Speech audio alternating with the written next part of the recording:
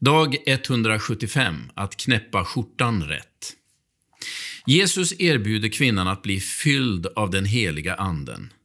Han inleder med att tala om vad Gud har att ge och vad kvinnan kan få, bara hon ber om det. Men hallå, borde hon inte omvända sig först? Kan man få del av den heliga ande och Guds löften utan att först ordna upp sitt privatliv? Ska hon inte bringas till insikt om sitt syndiga tillstånd innan hon kommer till Jesus och ber om förlåtelse och nåd? Förresten, ber kvinnan om förlåtelse överhuvudtaget? Sören, en av mina kollegor, brukar ibland tala om att knäppa skjortan rätt. Om man börjar med fel knapp blir resten också fel. Så vilken knapp ska man börja med när det gäller evangeliet? Syndknappen eller löftesknappen?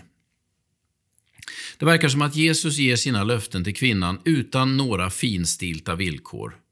Om hon vill kan hon bli fylld av anden. Privatlivet blir en senare fråga. Samma sak tycker jag mig se i Pauli brev till församlingarna, som ibland är på väg att knäppa om skjortan i fel ordning. Gång på gång påminner han församlingen i Korint om kraften i evangeliet och om hur den heliga anden har rört vid dem när de kom till tro.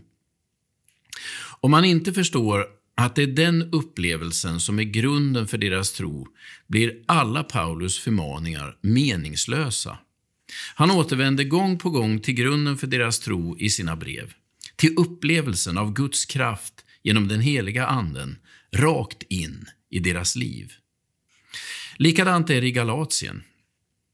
Trots att galaterna hade börjat snegla på en hemsnickrad självrättfärdighet istället för att lita på Jesus, och trots att Paulus tar i så han nästan spricker för att få snedseglarna på rätt köl igen, är det ingen tvekan om att deras tro börjat med en stark upplevelse av andens närvaro och kraft. Har allt ni varit med om varit förgäves? Det kan inte ha varit förgäves, skriver Paulus med förtvivlan i rösten. Och så fortsätter han med att hänvisa till den upplevelse som är själva grunden för deras tro. När han nu ger er anden och låter underverk ske bland er, är det för att ni fullgör lagen eller för att ni tror på vad ni har fått höra? Frågan är retorisk, det vill säga alla vet svaret. Det var inte för att galaterna hade gjort rätt för sig som de fick anden, utan för att de i tro hade vänt sig till Jesus. Om man ska förstå alla förmaningar, vädjanden och råd som Paulus ger i sina brev till församlingarna, måste man inse att grunden för alltihop inte var deras omvändelse eller deras syndanöd.